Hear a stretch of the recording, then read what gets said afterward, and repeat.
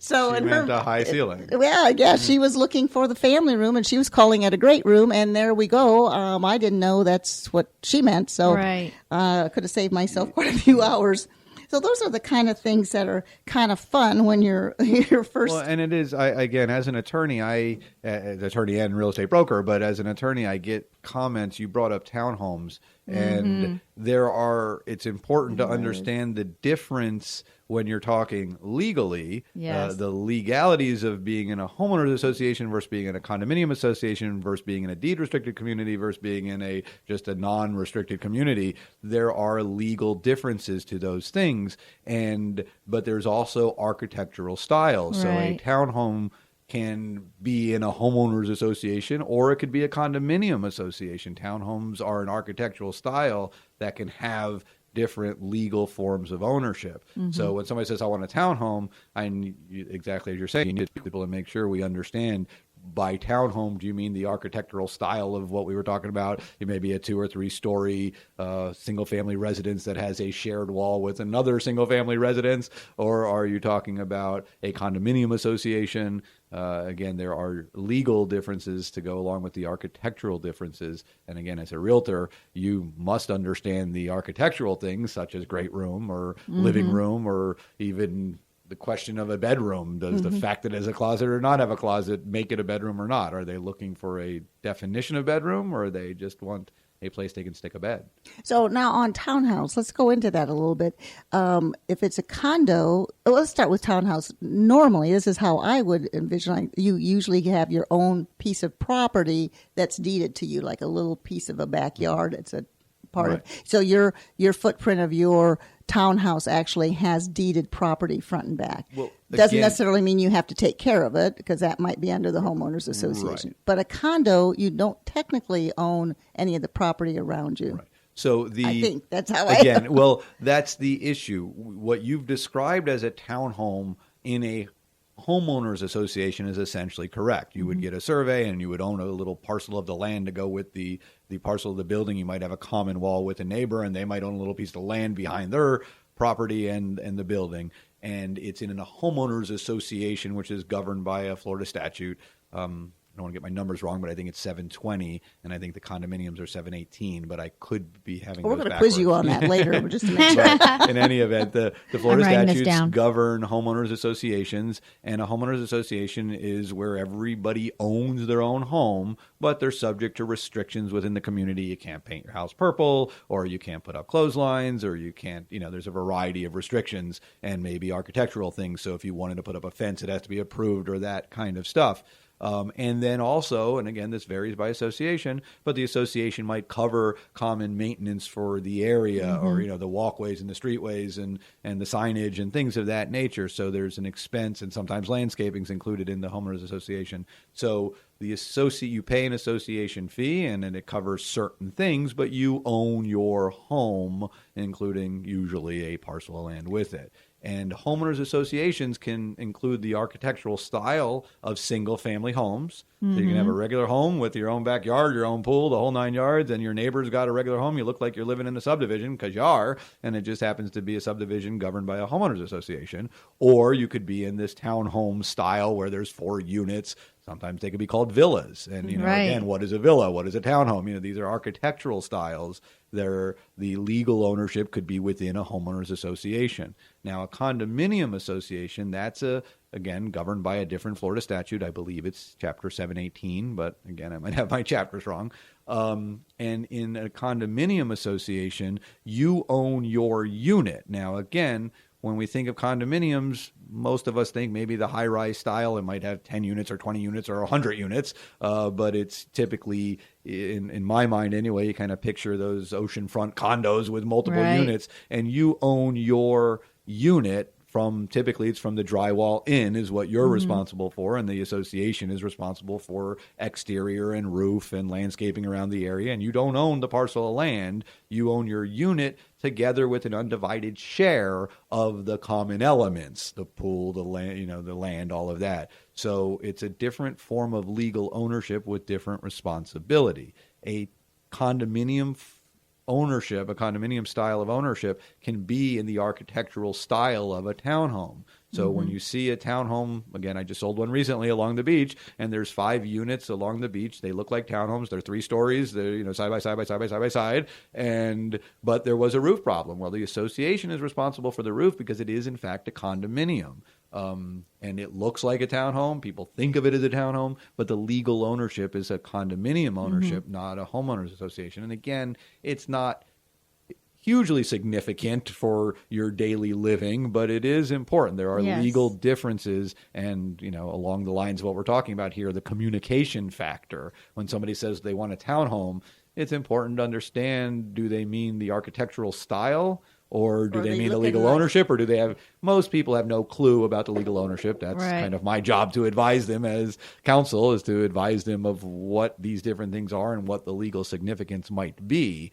Because a lot of people might think townhome means they own it, and if it happens to be a condominium association style townhome, then they need to be made aware of it, and they might, I don't want to be in a condo, which I get that all the time. Brings up something I want to ask Carolyn about financing, but very quickly, we see this a lot in the northern areas. They still do co-ops. We don't see as many co-ops here. It's more condominiums, but there's a difference between co-ops and condominiums. I just closed on a co-op. I do about one every couple years or so. I'm not a fan of co-ops. I understand they're very popular in the north and in New York area and such. And there's a few in South Florida, to answer your question, where there's one in South Florida, and I close on them maybe one a year, every couple years. It's infrequent, so I always have to remember. The interesting thing on a co-op is you don't actually own your unit. You own shares in a corporation. Yeah. So a corporation, again, we'll treat it as a building, the condominium style building.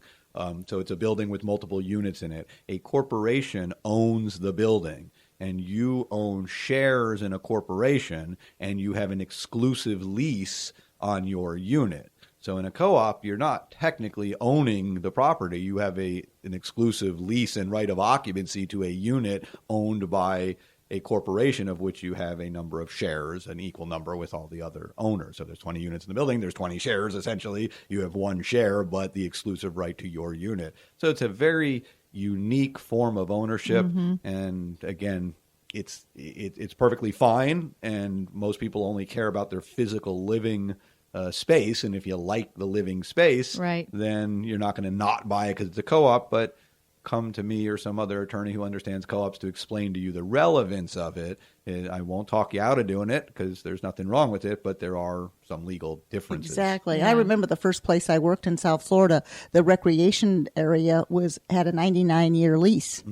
And you don't see that as much anymore. Yeah, again, South Florida is filled with a lot of that. I know Eugene, you and I are both up from the South Florida area, so it's really much nicer here in Brevard on the Space Coast. No offense to South Florida, and we still do a lot of business down there, but things are just easier here. Well, one thing I wanted to point out, Carolyn, when you do a debt ratio, you take debt into consideration, their monthly outlay. If let's just say their maintenance fee for a townhome or a condo is $300 a month. Right. You have to take that into consideration as a debt, an ongoing debt. Is that correct? Yes. It's considered part of the housing payment in qualifying. So it's going to be part of the housing payment ratio and the total debt ratio. Okay. So in that, let's just say, again, we're working with $300 a month for their condo fees. In those condo fees, let's just say part of it is for the pool. They have cable television in there, and they have the maintenance of the building. And the landscaping. But if they were in a single-family home where they're still paying for those things out of their pocket, you don't count that on their debt ratio, do you? Because it's not a monthly fee. It's a choice. If you don't take care of that pool, it's going to become green. Right. Yes. But with a condo association or even a townhome, it's a requirement to live in that. It's part of the rules. So we want to make sure, part of it too is, yes, we're making sure, or the main thing is we want to ensure that the consumer who's going in there can afford the mortgage payment, the taxes, the insurance, and the homeowners association. Because if they can't make that homeowners association, there could be consequences there. That's right. Whereas with cable, if you're having a hard time, you could maybe cut off the cable, you could do your own yard work, things like that. But typically too, you'll have a lower insurance because some of that is included in the association. Or, for example, I live in one myself, and I don't have to pay for the garbage that's taken care of in my association as well. Well, what you bring up, Jean, I didn't know this. And again, I love coming on the show with both of you because I learn both on air and off air from you both. But when you're applying for a loan, then they're not taking into account, if you're buying a single family home, they're looking at the principal, interest, taxes, and insurance, the PITI basically as your housing expense. As a single family home, do they look at any other what you called housing expense? I understand the debt ratio, but the housing expense itself, is there anything else included or excluded? No. I mean, as far that's where they come up with our debt to income ratio. But I will tell you in that scenario, just like how you were saying, there's certain communities here, they might have a small association. So we're always going to look at the sales contract and ask the consumer, because there could be a gated area where maybe it's only $200 a year, but we want to account for that. So that is one that we would account for. But as far as utilities, we don't. But that's technically factored into, we have our certain debt to income ratio, knowing that there are those other expenses. Okay. I mean, it's interesting because the reality is, as an owner, these condo association fees or homeowners association fees are usually offsetting some expenses you would otherwise have. Again, one of the clear advantages of living in a condominium association is that maintenance is covered. You don't have to worry about, you worry about paying it monthly, but you have this fixed monthly nut, $300 a month, and that's it. And if there's a roof problem, the association has to deal with it. Again, every once in a while you can hit with a special assessment. That's unfortunate. But if it's a good association that's managing their budget properly, then you've got this fixed monthly income. Whereas when you're a single family resident, those expenses become your own. So it is clearly relevant and important in deciding what you want to buy and how you want to live. Yes. But I didn't realize that as a mortgage payment, you might actually be able to qualify more for one than the other because of that. No, that's fascinating.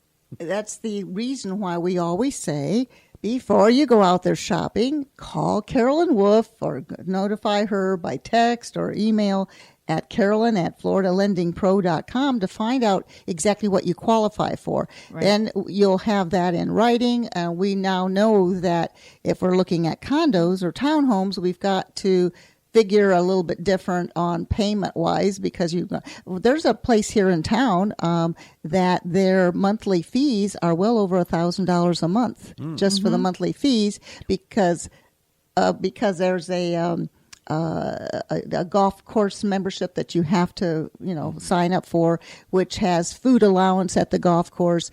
Yet you own your own house and you're deeded, you have your own property, but you are required to join the club and different things. So now you've got $1,000 a month that normally, if you were just joining a golf course on your own in a single family development, not in this gated community, I won't mention the name, but anyway, wouldn't count against you. But now you got $1,000. That's going to make a big difference on qualifying. It does.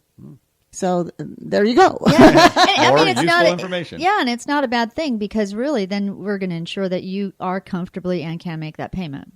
And don't they take into consideration, don't you have to have at least 2 or 3 months set aside or something for your maintenance fees when you're qualifying for a mortgage, when you get ready to close on that loan? Depends on the program and the product and the consumer. Not always, but generally that's the general rule. 2 months of reserves, principal, interest, taxes. Good rule of thumb for those out there listening. You should I say, have 6 months of payments available. God forbid emergencies come up and you have a crisis. And we will talk in another show, and we have in the past, about the Hardest Hit program and other programs out there. But it is good business practice to have 6 months worth. But as Carolyn is saying, it's not always a lender requirement. So that's good to know. Well, we've had a great show. It went fast. Again, trying to our customer's secret language and figuring out exactly what we need to fine tune. Again, thank you, Carolyn Wolf with Certified Mortgage Planners. Your phone number, please. 321-795-9103. And Jonathan Lack. Well, I can be reached at Lack & Lack Chartered, attorneys at law, at area code 321-953-5115, or on the web at lacklaw.com. That's LACKLAW.com. But please check out our new Waterview Realty website at waterviewre.com. Well, I hope you all listening realize that we're here to help you you want to get in touch with Carolyn or Jonathan before you start your real estate endeavors and your search, because we're here to help. Thanks for joining us on Your Hometown Solutions.